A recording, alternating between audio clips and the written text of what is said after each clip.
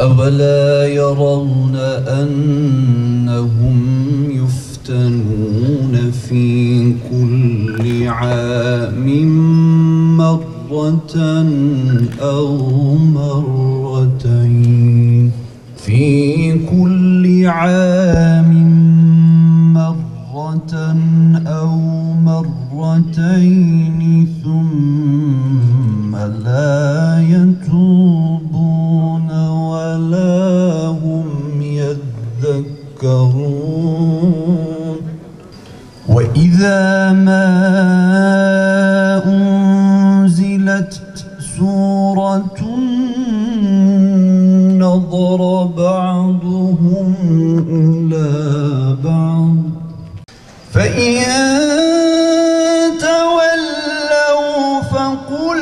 حسبي الله لا إله إلا هو. Bugün burada Tillo'nun eşsiz doğa ve bilim mirasını yaşatmak için toplandık.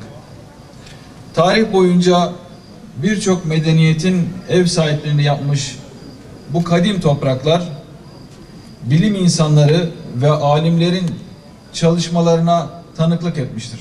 Bu toprakların yetiştirdiği önemli şahsiyetler, kültürümüzün zenginleşmesine büyük katkılar sağlamış, bilim, sanat ve edebiyat alanlarında unutulmaz eserler kazandırmışlardır. Tillo Güneş hadisesi de İslam dünyasının önde gelen bilim insanlarından İsmail Fakirullah Hazretleri ve öğrencisi Erzurumlu İbrahim Hakkı Hazretleri'nin astronomi ve mühendislik bilgilerini birleştirerek yüzyıllar öncesinden ortaya koydukları büyük bir ilim buluşmasıdır. Bu hadise yalnızca bir doğa olayı değil, aynı zamanda geçmişten bugüne uzanan bilimsel başarının, kültürel mirasın ve manevi değerin simgesidir.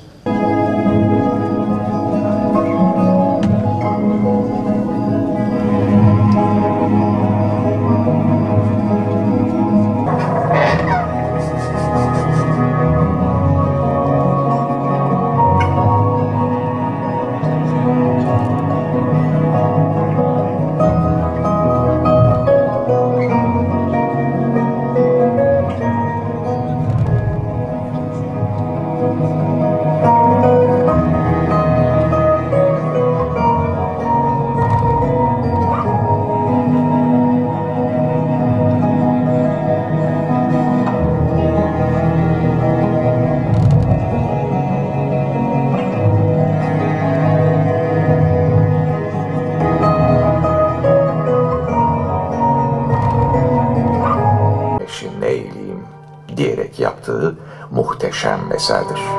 Bir talebenin hocasına duyduğu vefayı da en güzel şekilde anlatır. Görülür. Erzurumlu İbrahim Hakkı Hazretleri'nin niyeti, her 21 Mart'la 23 Eylül'de doğan güneşin 22. dönem gözleri görmeyen, kalp gözüyle bakan, ancak Allah-u Teala'nın kendisine Kur'an okumada dünya birinciliği ikram ettiği bir kardeşiniz. Şu anda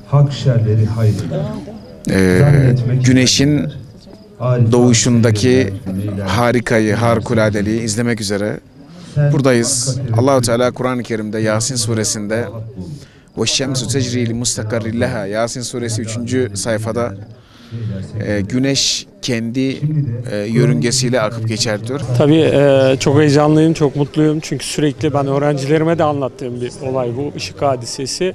Burada asıl söylenmesi gereken, burada yapılan hem ilim hem bilimin bir araya geldiği özel bir olay. Bunu Türkiye'deki, dünyadaki birçok insanın görmesi lazım. Tabii buradaki katılımcıları görünce de sevindim, mutlu oldum. Çünkü bu işin gerçekten takip edilmesi lazım. Bu olayın iki yönü var. Maddi ve manevi yönü. Maddi yönünde bilimsel olayları görebiliyoruz. Ben bir kimya profesörüyüm. Dolayısıyla bilimsel yönünü de merak ederek buraya geldim. İşin bir de manevi yönü var. Manevi yönünde özellikle İbrahim Hakkı Hazretleri'nin hocasına duyduğu saygı var.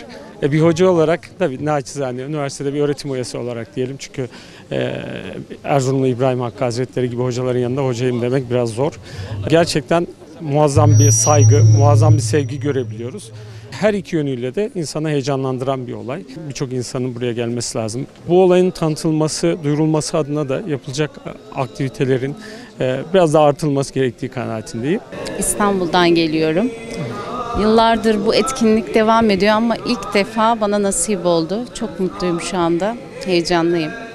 Yani duygularımı ifade edemiyorum. Benim köyüm, memleketim ama ilk defa böyle bir şeye şahit oluyorum.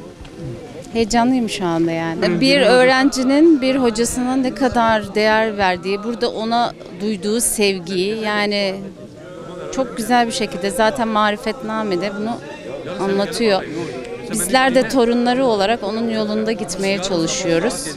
Yani çocuklarımıza anlatmaya çalışıyoruz.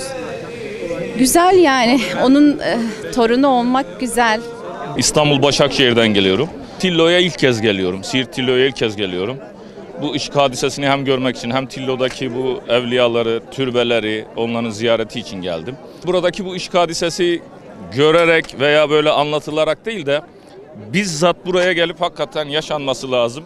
O ışık vurduğu an insanda ben şahsen kendim için bambaşka duygular hissettim. Bu hakikaten çok değişik bir şey. Hiç yaşamamıştım ben. İnsan bir duygulanıyor. Yaşamak lazım. Çok güzel bir duygu. İnşallah Allah hakikaten herkese nasip eder de gelir burada bu ışık hadisesini görür, yaşar. Gençlerimizin bizzat, çocuklarımızın bizzat gelip yaşaması lazım. Ama dediğimiz gibi onlar için bunlar pek o kadar önemli değil. Çünkü yoğruldukları başka şeyler var artık. Kendilerinin kafalarını meşgul eden çok şey var. Küçüklükten biz çocuklarımıza bu türden manevi duyguları yani kendimiz yaşarken bizzat ellerinden tutup bu gibi yerlere götürmemiz lazım. Ama bunu küçüklükten yapmamız lazım. Hani belli bir yaşa geldikten sonra ya şu anda küçükler yapmayalım, dokunmayalım dedikten sonra belli bir yaştan sonra bunu yapamazsınız. Çocukların ellerine o tabletleri, o telefonları veriyoruz. Oradan alacağını alıyor, bizden alacağına yer kalmıyor artık.